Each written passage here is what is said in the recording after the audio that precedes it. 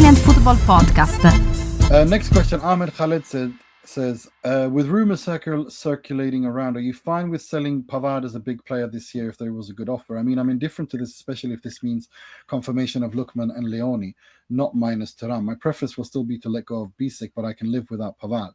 Additionally, why can't Inter cough up 5 more millions and just buy Lookman? I really don't understand this, and it's frustrating to say the least. Lastly, from the financial and options available, I would keep Hakan, but what do you make of him staying after the fiasco that happened without any reason at a glorious friendly tournament that meant nothing? Lots of questions there. The first thing I would say is I would absolutely not sell Benjamin Pavard, especially when you have Francesco Acerbi and Stefan De Vrij there, and you don't want to weaken your defense. And selling Pavard to keep Bisic is weakening the defense.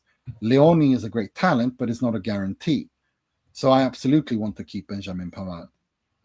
I'd rather sell Jan Bisic because even though I think he's a good player, I don't see him improving much more than this level. Whilst Pavard, we know what he can do in the back three to the right, and if he actually, the potential is there. We've seen him do it, and I think he's been good defensively. I don't understand where this notion of people shitting on Pavard comes from.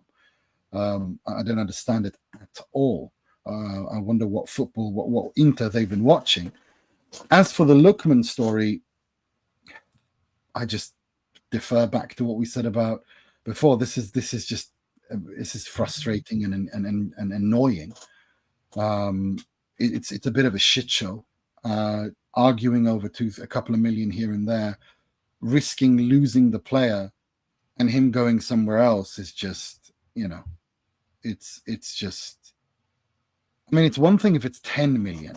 We're talking 3 to 5 million euros. When it's such a bargain as well. I'm sorry, but if you get, I don't understand when you say it's a bargain. How is it a massive bargain? How is it a bargain? He's 27 years old. He's the best player in that money come back.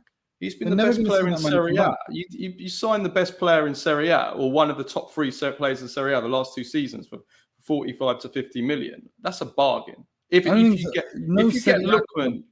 get Lookman of Atalanta at Inter, you've got an absolute phenomenon, and you've signed him for 50 million. That's a massive bargain, huge bargain. That's unbelievable. And you look at the price that some of these other Serie A players go to Premier League clubs for. Reinders, look how much Reinders went to. He's only about a year and a bit younger than Lookman. He's 26, and Lookman's 27. And Reinders went for like 70 something million or whatever it is. It's a massive bargain. It's an incredible deal. And to be penny pinching over a couple of million when you can get him for less than 50 million, you can get him for 45 plus 5. That's what they will do the deal. 45 plus 5. You bid 42 plus 3. That's your last bid. Just put it up to 45 plus 5 and get him. You're getting a phenomenon if you get the Lookman Atalanta. Not if you get the Atalanta Cook Miners or Atalanta. Yeah, but the thing is, it's not just that. It's not just that. It's also the fact that you've got your coach who wants to play a 3-4-2-1. He wants Lookman. This is an important part of his project. It's an important part of his deal, and you're just going back and forth like this. It's frustrating. I think it will happen. Percassi's just come out now and says that Lookman wants to leave Atalanta. So once you have these kind of public statements, said that? Yeah. So once you have these kind of public statements, I think that he said, look, we have a good relationship with him, but we've got to sell our players at the right time and the right valuation. So it's going to happen, I think. I hope so. It would have to be a complete mess up from Marotta a la Verratti kind of levels if they don't get him now when you're so close to the asking price. Yeah. I agree with that. But yeah, I just thought Percassi's. So it's after this statement, it does feel like something. Yeah, I'm a bit calmer after having read that. I just saw it now.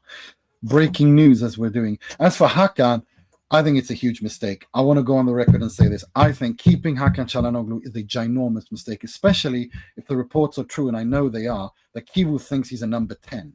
This is insanity. This is why you don't appoint an inexperienced coach. We've already done this song and dance. Hakan was abysmal as a number 10. He was okay as a number 8. He was world-class as a number 6 in a specific system. Playing him as a number 10, one of the number 10 roles has already been tried, and it was a disaster. And now he's 30 years old, You decided to keep him. You could have cashed in last summer to Bayern Munich. The Galatasaray Fenerbahce, the offers didn't come in. I think this is a huge mistake. This is a huge mistake. There's no need to keep him, especially if you're looking at other midfielders, and your midfielders are going to play a double pivot, which means that you don't really need to have 7 midfielders for 2 positions.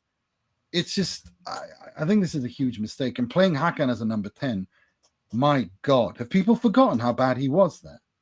Like, I don't know. Yeah. I'm not. This really, really pisses me off. It really, really pisses me off. And this is what worries me as well. Like, it really, really worries me. Really worries me.